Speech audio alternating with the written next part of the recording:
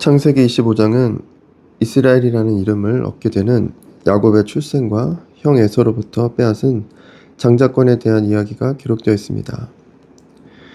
먼저 이삭의 가정에 대해서 요약 설명해 주고 있습니다. 이삭은 40세에 리브가를 맞이하여 아내를 삼았습니다.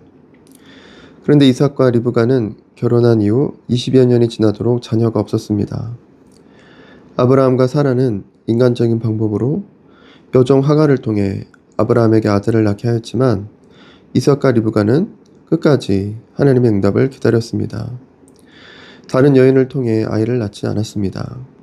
아마도 이삭 스스로가 아버지 아브라함이 낳은 배다른 형제 이스마엘로 인하여 고통을 겪었기 때문에 그는 부모의 전처를 밟지 않으려 했을 것입니다. 20여 년이라는 기나긴 시간 동안 이삭은 기도했을 것입니다. 그리고 60세가 되었을 때 이삭의 기도를 들으신 하나님께서는 리브가를 통해 두 쌍둥이 아들을 허락해 주셨습니다. 비록 배다른 자녀는 낳지 않았지만 이삭의 아내 리브가는 쌍둥이를 이삭에게 낳아주어 한 번에 두 아들이 생겼습니다. 그런데 두 아들을 향한 하나님의 뜻이 각각 다르게 드러났습니다.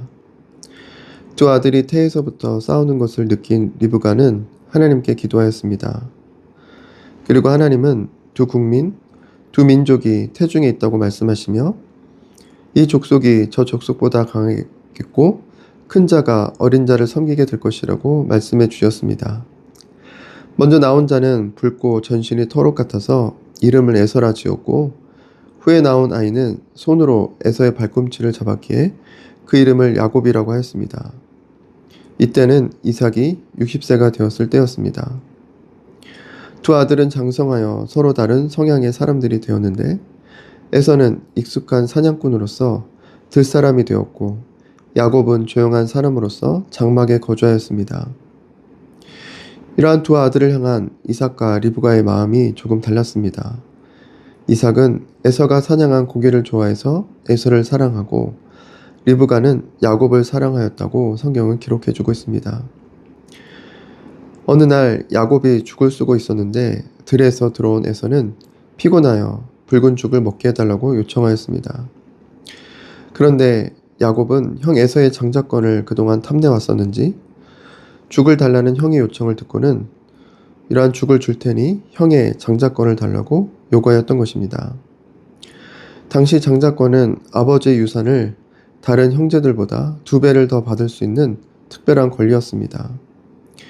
그런데 이러한 장자의 명분을 귀하게 여기지 않았던 에서는 야곱이 준 떡과 팥죽을 받고 팔아버린 것입니다. 이러한 에서의 행동을 성경은 다음과 같이 설명하고 있습니다. 에서가 장자의 명분을 가볍게 여김이었더라. 장자의 명분을 경히 여겼던 것입니다. 왜 에서는 그 귀한 것을 가볍게 여겼을까요? 히브리서에는 이러한 평가가 기록되어 있습니다. 음행하는 자와 혹 한 그릇 음식을 위하여 장자의 명분을 판 에서와 같이 망령된 자가 없도록 살피라. 너희가 아는 바와 같이 그가 그 후에 축복을 이어받으려고 눈물을 흘리며 구하되 버린 바가 되어 회개할 기회를 얻지 못하였느니라. 하나님의 귀한 은혜를 경히 여기며 세상적인 것과 맞바꾼 에서와 같은 자가 없도록 주의를 기울이라고 말씀하고 있습니다. 그런데 왜 이런 일이 일어났을까요? 성경은 많은 곳에서 야곱과 에서에 대하여 하나님의 주권을 언급하고 있습니다. 말라기 1장 2절로 3절은 이렇게 기록합니다.